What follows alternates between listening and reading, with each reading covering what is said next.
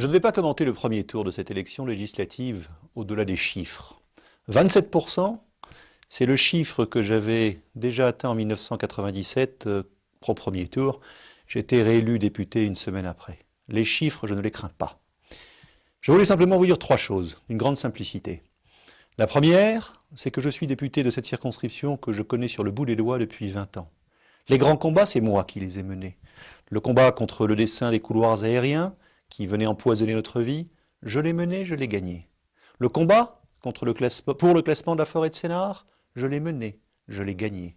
Le combat pour le classement des rives de l'Yerres, je l'ai mené, contre d'ailleurs les élus socialistes de Boussy-Saint-Antoine. Je l'ai mené, je l'ai gagné, et je pourrais comme ça multiplier les exemples de ce que j'ai fait. Les permanences, dans des villes comme Ris-Orangis en particulier, où tous les gens qui venaient me voir me disaient « vous au moins on peut vous voir à défaut de voir le maire », je l'ai fait. J'ai des milliers de noms sur mon fichier. Je pourrais vous parler de mon bilan, je ne le ferai pas. Je vais simplement vous poser la question suivante, c'est mon deuxième point.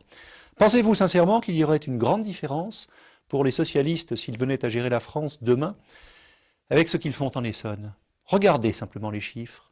La fiscalité à Ris-Orangis, elle est de 20% supérieure à ce qu'elle est à Draveil. Simplement parce que nous, à Draveil, nous contenons les dépenses et nous contenons les impôts.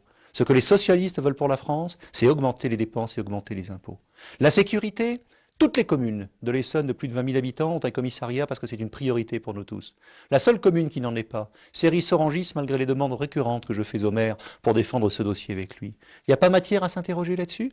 Et puis, la façon dont on se dégage de toutes les grandes options économiques en demandant aux communes de prendre la place du département. C'est ce que fait le Conseil général aujourd'hui. Alors j'en termine simplement par là. Demain, si le Parti socialiste a tous les pouvoirs pour gérer la France, il le gérera comme l'Essonne, ce sera mal géré. C'est la raison pour laquelle je mène ce combat avec force et conviction pour le second tour des élections législatives.